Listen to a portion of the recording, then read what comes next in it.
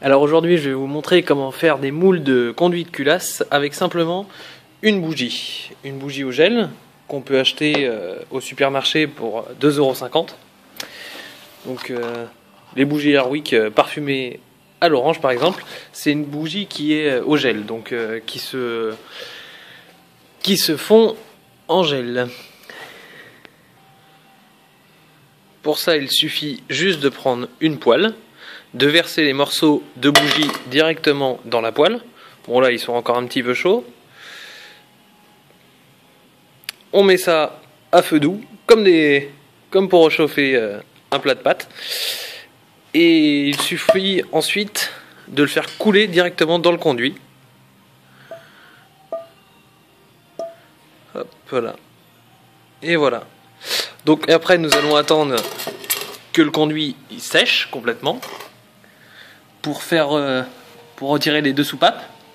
Puis on va pouvoir enlever directement tout le moule qui nous donnera le conduit, mais en effet miroir. Comme je le disais, c'est une matière assez gélatineuse qui permet d'être enlevé de la culasse très facilement. Une fois que c'est sec, c'est quelque chose qui vient directement.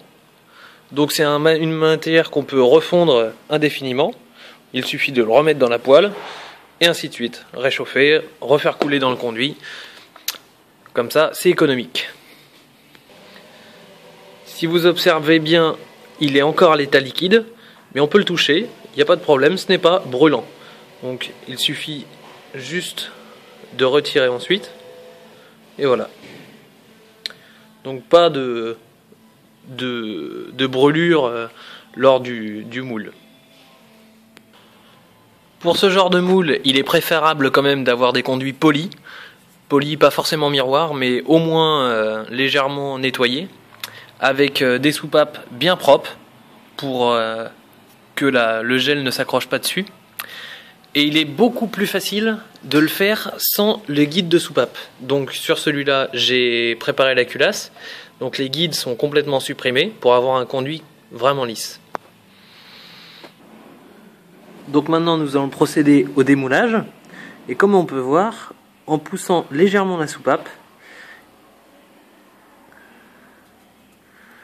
le moule a fait effet.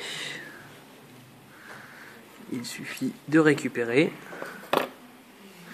et tout le moule, hop, voilà, tac, comme ça, le moule est bien là.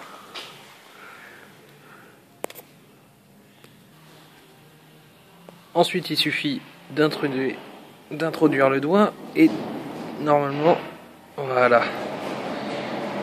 Tac.